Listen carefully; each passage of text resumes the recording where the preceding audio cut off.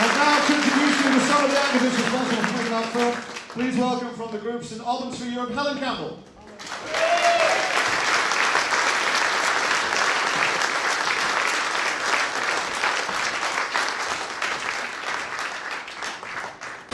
Thanks everybody. I'm just going to wait for these great guys to get on the stage. We are such a massive group. This is brilliant, so that's why we're taking our time getting on the stage. Thanks very much. Hi, as Mitch said, thanks Mitch. My name is Helen Campbell and I'm Secretary of St Albans for Europe. To me that sounds really weird because until the 23rd of June 2016 I was just another ordinary middle-aged mum getting on with her life quite normally in St Albans, where things do happen but it's also called Smalllands.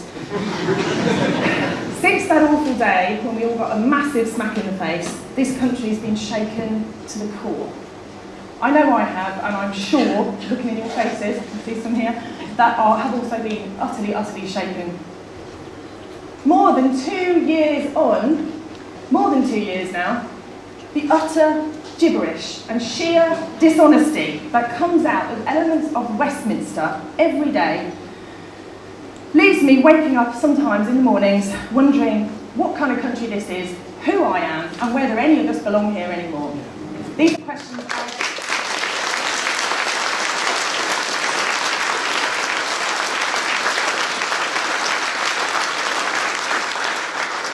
These are questions I fear we still don't know the answers to. I don't know when we're going to know the answers to. I think we will know the answers one day. That time is not yet.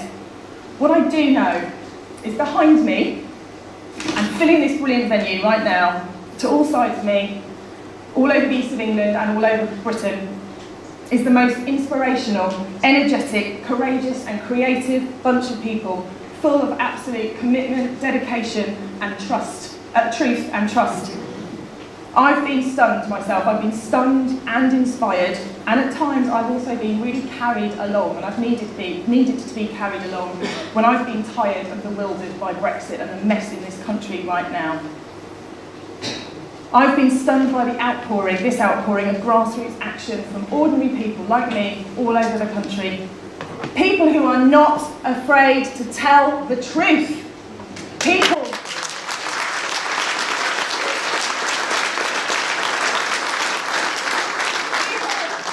who are not afraid to stand up for what they believe in. Because we know that Brexit is bad for Britain. Brexit is an absolute, there are lots of words I could use. Brexit is an absolute shambles. I know I don't need to tell you brilliant people that. This country's been let down and Britain deserves better.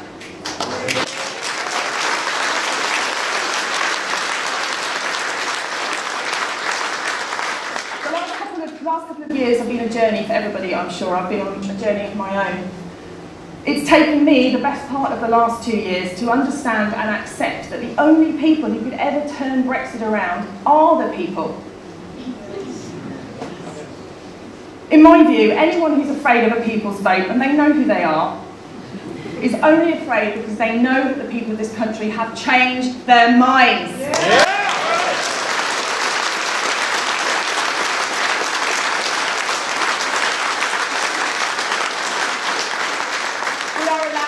Our minds. David Davis said that as well.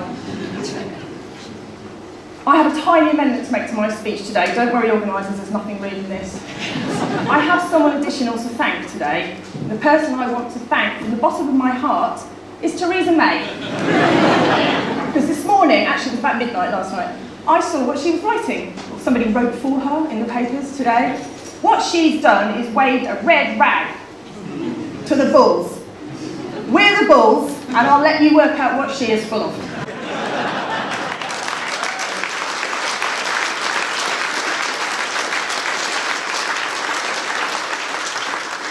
In a minute, I'm going to ask all these fantastic people to introduce themselves. These are all representatives of the local groups all over the East of England region.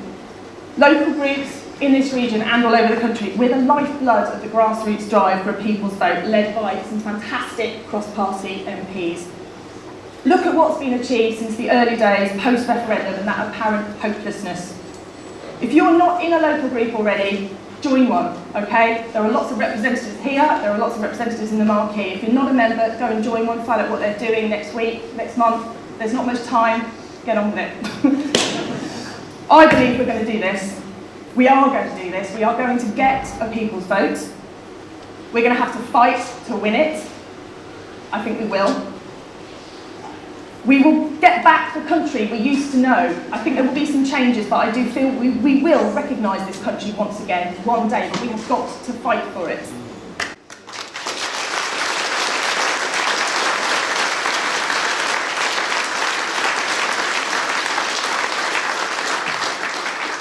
So to and on behalf of all the local groups, thank you for carrying each other along. And I mean it from the bottom of my heart, for carrying me along. Please keep going, never, never, never give up. Please pick each other up when necessary, help each other out, put all party lines aside, keep working together and keep fighting for what you believe in. There will be people in the future in this country who will look in the mirror with nothing but regret and shame and disgust with themselves. I do not plan to be among them, and I know none of you do either, and I know none of these guys do either. Thank you.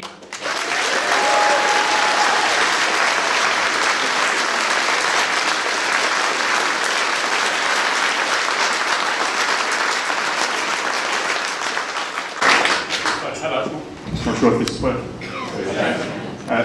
So first of all, I just want to thank you all for being here. It's obviously great to see you all. First of all, my name's Joseph. I'm from Peterborough. I have a marquee stall laid out. So if you want to get involved, by all means contact all the local groups. We're all sharing volunteers, resources, getting in contact with each other, organising all the time. So please do get out there. Yeah, we've got leafleting session stalls going on all the time. Thank you.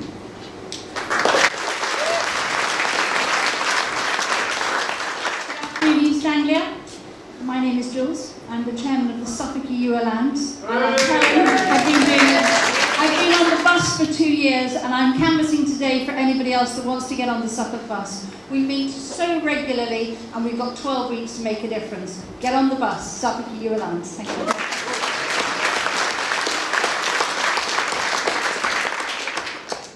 Hello, I'm Mary from the Committee of Cambridge Days, which was set up a few days after the result of the referendum in 2016. So we've been working for 2 years in cold, well not so much cold, yes, in the cold rain, in the Market Square in Cambridge, in meetings, yes, there is an element of meetings for all this grassroots activism. But look what's happened, you were all here, the marches in London, I've been to Manchester as well, get bigger and bigger, we get more and more media attention.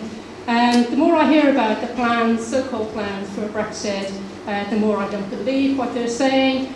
There's lots more evidence coming out in the past few months about all the good that the European Union has done for this country, and not forgetting Northern Ireland too.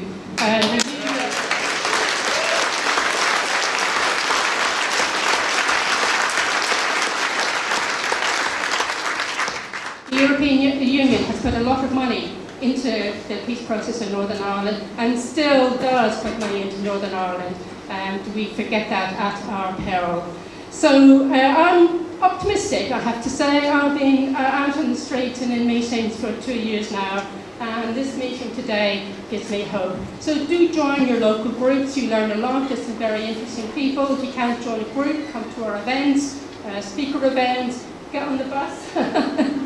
Round Suffolk, but also down to London, and the next big march is October the 20th. So thank you all very much. I'd particularly like to thank the members of our own committee, and Paul Brown and Claire Castle, who've been doing the groundwork for such a long time. So thank everybody, and let's keep the fight going on. Thank you.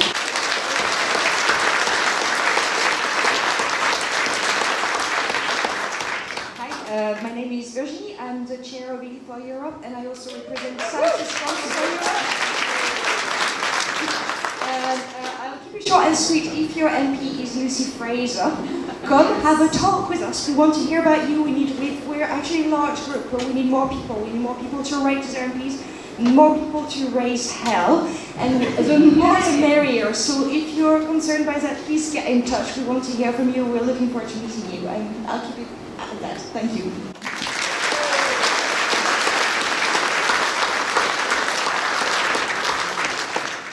Hello,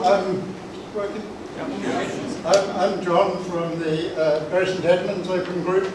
We had a stand outside and come and see what we're doing. But we want people's vote because there has not been a single word from the government or from people in the Leave side of the argument that Brexit can do anything except make our lives, the lives of our children and our grandchildren, worse than they are at the moment. Yeah.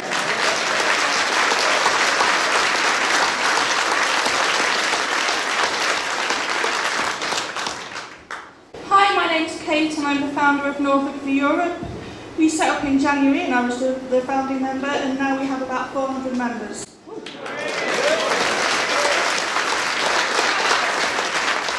However, it's all very well being on a mailing list. It's something different to be active. We need every single one of you in this room to help on street stalls, write to your MP, make a difference. We're not going to stop Brexit by being on a mailing list. Yep. Thank you.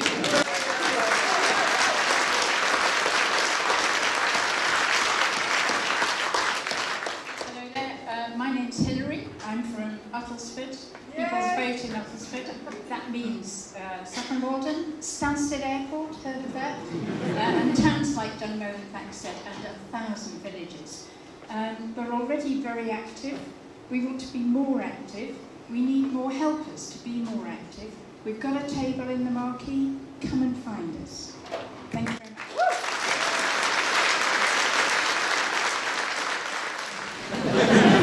Ladies and gentlemen, please welcome to the stage comedian and journalist Dunleavy.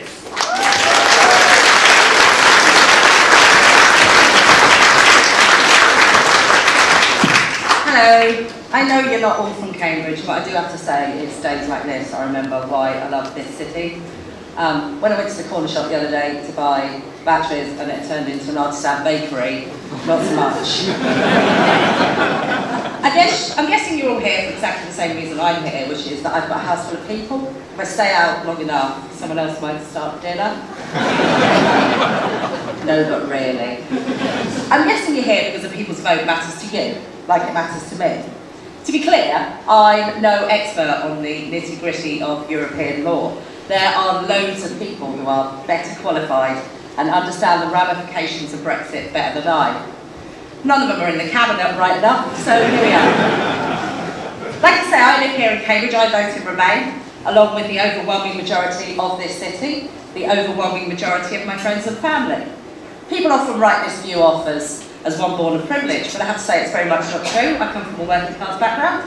I was the first person in my family to go to university. My grandparents came here from Ireland 70 years ago, and I'm sure they'd be staggered to learn that for many of our family, our futures now look more viable if we were to do the same journey in reverse. But even the people I've talked to about Brexit who voted to leave didn't vote to leave because they wanted to plunge the country into chaos. They voted to leave because they thought that things would get better for them. And now it appears they might not, or they probably won't. So do we just carry on, regardless of the consequences? I'm pretty sure that bus said £350 million for the NHS, not all the insulin you can catch from an army helicopter. Even Tesco home delivery service allows you to say no to special K when what you actually ordered was crunchy nut cornflakes. Earlier this year, I was fortunate enough to spend some time with the Repeal the Aid campaign in Dublin. And I was both delighted and extremely moved to see a grassroots movement encompassing people from all backgrounds, of all ages, of all political stripes, working together to make a better future. I'm backing the people's vote because, man, oh man, does this country need that right now. I can't remember a time when we've been more divided, not just left and right, but within parties as well. I never thought that I, a childless woman, would ever stand in public and say, won't somebody think of the children? But again, here we are. I'm backing the people's vote because we owe it to our young people to reject any deal that will make their future even more uncertain. It's hard enough being a teenager, as it is, which you'll already know if you saw the frankly horrifying statistics released this week regarding self-harming amongst young girls. I genuinely cannot imagine what it must be like to be a young person in this country now, watching this play out and have no say in what happens. And since the only reason that we have a vote, and they don't, is that we are adults, we owe it to them to behave like adults. It really is a very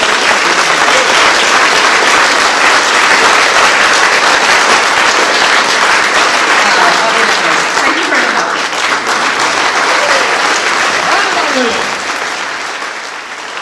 We are into the home stretch. Please welcome to the stage to speak about the NHS, a local doctor, a local man, Mr. Dr. Ian Chapman, please.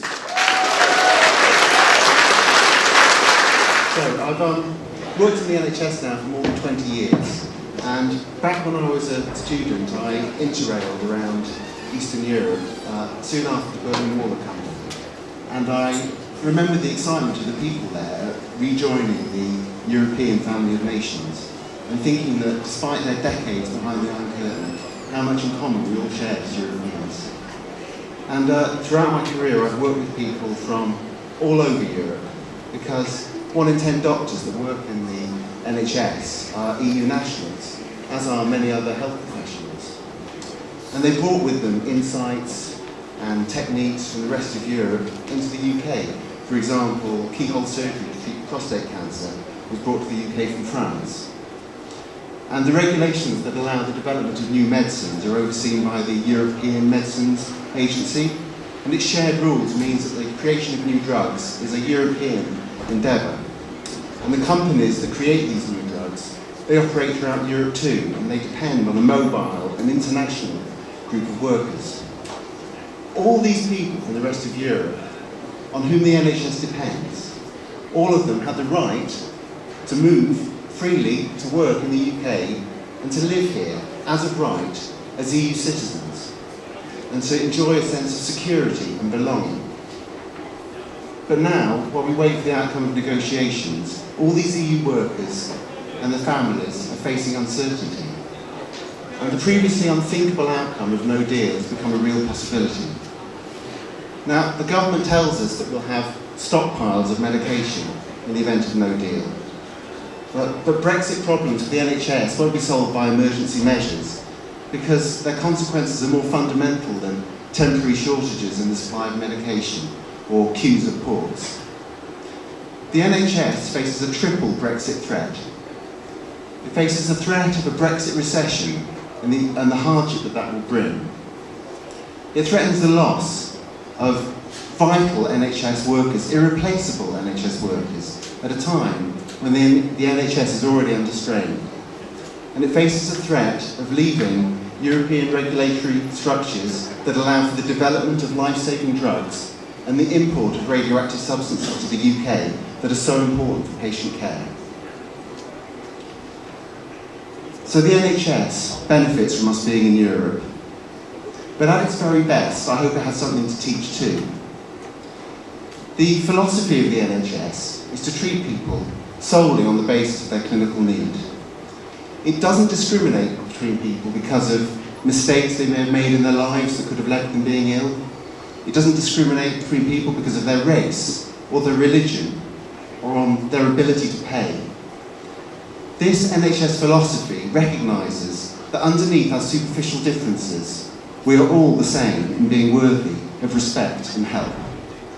This is not a philosophy that sits comfortably alongside the Brexit belief that we should divide ourselves from our neighbours based on our nationality, based on the country we happen to be born in. So it saddens me to think of what might happen to the NHS.